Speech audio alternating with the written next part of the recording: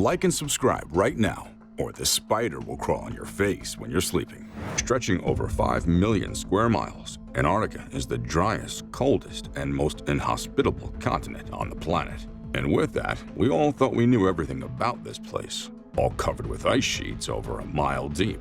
But do you know that beneath all the ice and permafrost in Antarctica, there lies an ancient city made entirely of crystals? Well, that's exactly what we want to talk about in today's episode, and the facts we brought along will definitely blow your mind. Let's begin with the bird's diary. So, our story began in August 1946, just after World War II. Back then, a U.S. naval admiral named Richard Byrd took an exploration team to Antarctica. For 4 months, Richard and his team pursued all of Antarctica for potential military bases, but they found nothing out of the ordinary. However, just a few weeks before their returning date, Admiral Byrd discovered something that even his own eyes couldn't believe. So he rushed home to inform his superior officers about it. But they found his story frightening and feared that it could throw the world into chaos. Because of that, they ordered Admiral Byrd to keep things silent and classified. So the story was lost forever, right? Well, lucky for us, Admiral Byrd was a lover of diaries, and he wrote a lot about himself and his family. After his death, his son rediscovered one of his diaries when he talked about his very personal experiences. In that diary, Admiral Byrd talked about a day he flew a plane right under the South Pole. For a moment, nothing seemed to be out of place until suddenly he saw trees, green leaves, and things that you'll only find in temperate regions. Remember that Antarctica is ice cold, so nothing there should have survived, let alone green. But that was just the tip of the iceberg, because at some point, the lush green area graduated into a shimmering rainbow city. The Crystal City and the hopes of the master. According to Admiral Byrd, houses and roads in that city were made of crystals. But before he could lay his eyes on other things, certain disc-shaped flying objects surrounded his plane. All he could remember was that his plane was suddenly overtaken and driven to the ground.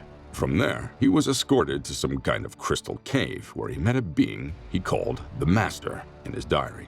In his accounts, the Master told Byrd that his species was highly disappointed with how humans used nuclear weapons to destroy Hiroshima and other places on Earth's surface. So he hoped humans would desist from using nuclear weapons in wars, which was why he invited Admiral Byrd over. Somehow, Admiral Byrd made it back, which was how he could write about it. Though till date, no one knows how. Now, that's about everything from the story of Admiral Byrd. And yes, we know his story sounded like something out of a sci-fi movie, but sometimes things aren't what they seem. So we researched what the scientific community thinks about the Byrd's diary. The untold reasons why Admiral Byrd's story was unpopular. Thankfully, the Scientific Committee on Antarctic Research, aka SCAR, noted that in the last 60 years, its researchers have continually used radar imagery to map out the terrains beneath Antarctica.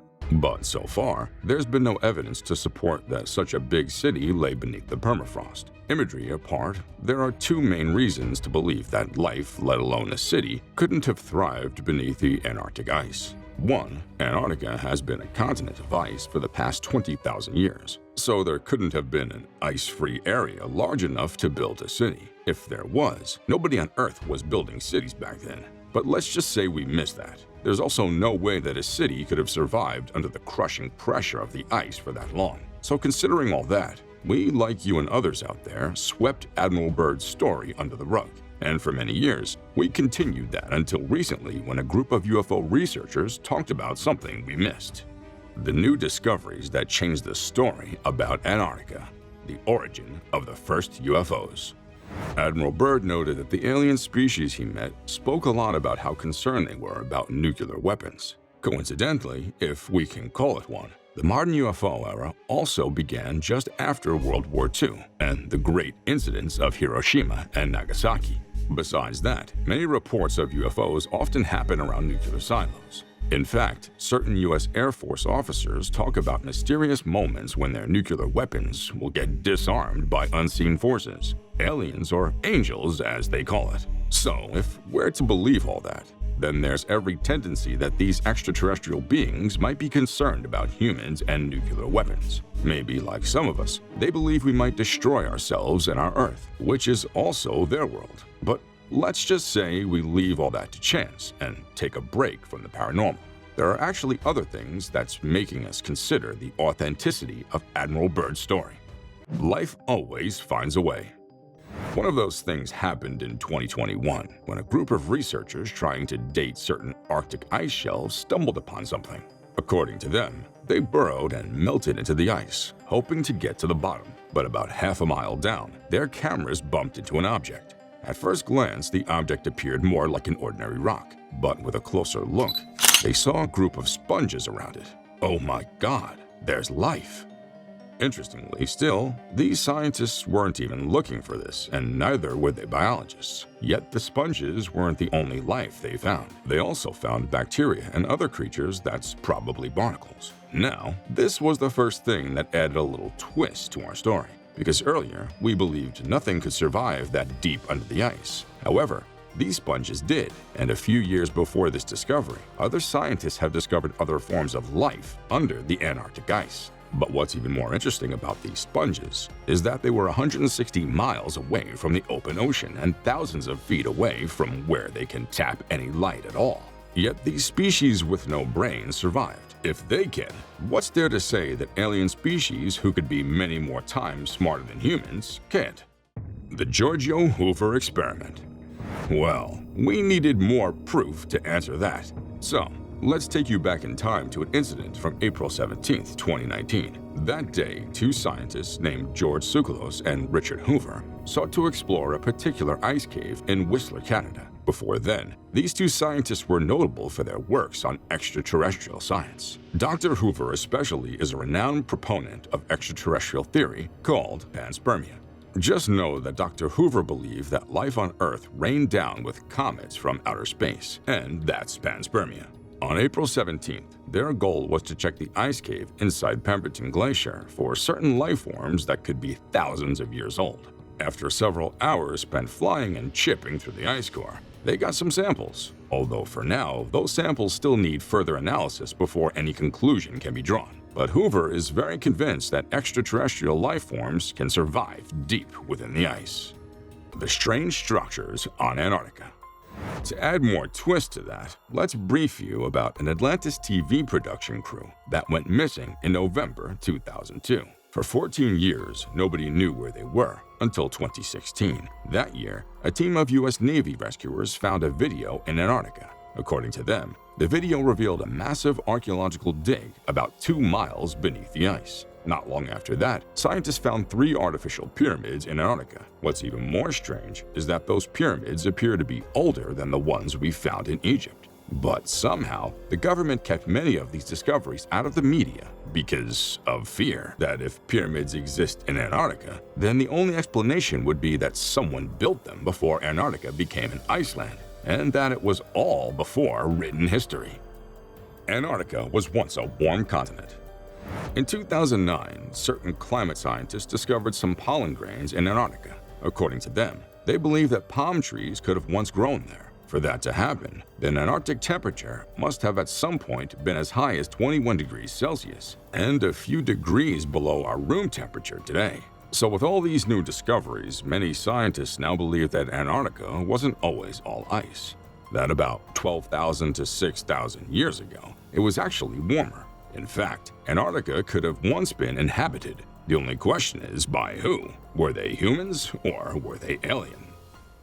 Who built the structures of Antarctica, aliens or humans? For now, no one knows for sure, but in January 2015, a UFO researcher named Linda Moulton Howe revealed a secret letter she received from an allegedly retired U.S. naval officer. In the letter, Brian, as he called himself, recounted a series of rescue and research operations he led at the South Pole between 1983 and 1997. During those times, their primary job was to observe silver-colored saucers, supposedly flying high over the trans-Arctic mountains. Sometimes they were even told to observe ancient ruins and deep ice holes in an area mapped out by the U.S. as a no-fly zone. But one day, Brian was tasked with transporting a few scientists who had earlier been missing to a safe zone. But its buildings appeared like an alien, human research institute. Ever since that day, he was discharged from duty and had been forced into silence. the government may be hiding the facts. To back up Brian's story, there have been other reports of aliens and UFOs over Antarctica. In fact, one particular account from a Navy SEAL talked about a very warm house wedged into the ice with walls and thick doors. Another account talked about seeing holes in mountains, and all of it, the government nailed it down as the work of cyclones, whereas different satellite imagery and Google Maps often reveal certain structures that are too perfect to be made by natural phenomena. Although we're not asking that people believe everything they see on the internet, but then evidence popping up daily is getting undeniable, and there are stories about ancient civilizations that disappeared. Even legends and sacred texts talk about an antediluvian civilizations. Take the Bible book of Genesis, for instance. There was the story of Noah and the flood. The Mesopotamians also talk about the Epic of Gilgamesh. Even the great Egyptians told about a story in the Edgar creation and emphasized a lot about Atlantis. Even Plato, the great philosopher, talked about this, and all of them were about a flood and their survivors. Today, scientists now argue that all these stories talked about the same civilization and that Antarctica might be where to find its remnants. In fact, some even believe that the survivors of the Great Flood probably didn't live for very long, because just after the flood, there could have been a significant climate change that caused everything on Antarctica to become flesh-frozen. Well, considering all these discoveries popping from Antarctica every day, we think some of these theories may not be far from the truth. But think about it. Could Antarctica have been home to the city of Atlantis, and that Atlantis was actually built by aliens rather than humans? Maybe later we'll find out and come face to face with the aliens living deep beneath the earth. But let's wait until then, shall we? Until next time, adios.